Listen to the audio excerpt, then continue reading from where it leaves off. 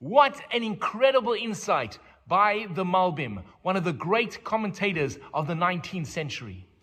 Shabbat Shalom. In this week's parasha of Parshat Korach, we read about the rebellion of Korach against Moses and his authority. At the conclusion of the rebellion, God says to Moses, we need to reestablish who is going to serve as my priests in the sanctuary.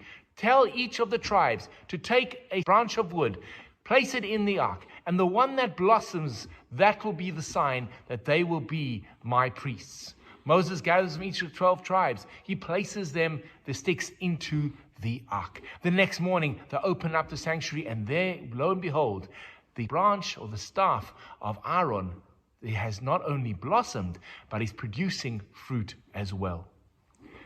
Proof that Aharon is the legitimate appointee of God.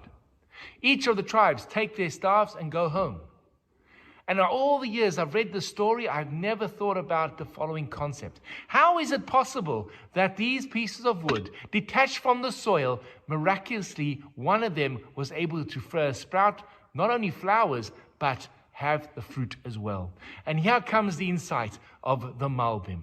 The Malbim teaches as follows, that in order for a tree to produce fruit, it needs soil. It needs fertile soil. In that soil, it can produce beautiful fruit. But other trees, when they are in areas where it is very difficult for them to produce any type of fruits, will wither and die. Not so the palm tree. It digs its roots deep into the ground and is able to produce dates even in a desert. And the Malbim writes like this, that when a Jew is disconnected from its soil, from his homeland, it becomes very, very difficult for him or her or the family to survive when they are disconnected. And then we see in the story of Aharon and the other staffs, is that only one of the staffs was able to sprout and produce the shkedim, the almonds. And here is the lesson. The challenge for each and every one of us is, what are we going to do when we are disconnected from our roots, from our homeland? For centuries, the Jewish people have been disconnected from the land of Israel. That is our fertile soil. It allowed us to sprout and bear fruit. But when we are in exile, how do we remain rooted and connected to our Judaism? That is the great challenge. And it has been a challenge for all the generations. How to maintain our values, our traditions, when we are in a land that is not ours, on soil that doesn't enhance our Judaism. Yes, there are the staffs of Aharon that are able to produce not only blossoms, but actual fruit as well. And those have been the incredible success stories of the diaspora. But what about all the other branches that failed to produce the fruit? What happens with them?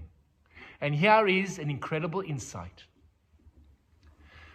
Each of those tribes brought in their staff, thinking that they were going to be the winners. Ultimately, there was only Aaron. But there was a beautiful moment where everyone takes their staff and goes home. No one's disappointed. No one's upset. They all acknowledge that Aharon is the winner. And herein lies the secret. I might not produce the blossoms and the fruits, but I'm connected, and I will share an experience with someone who did. And if that is the power of being connected to community. I might not be able to achieve this myself, but when I'm connected with those who do, I feel that I'm part of their success story. The success of Jewish community has always been being part of the community. When we cut ourselves off from the community, we remove ourselves from the soil, the fertile soil of community, that is when we will always struggle to produce the fruit of the future. Much to think about in our parsha. A Malbim for the ages. Shabbat Shalom.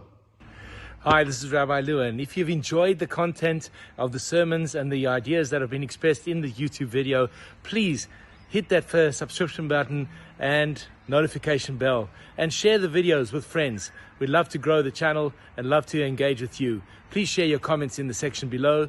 I'd love to hear from you. Have an amazing day.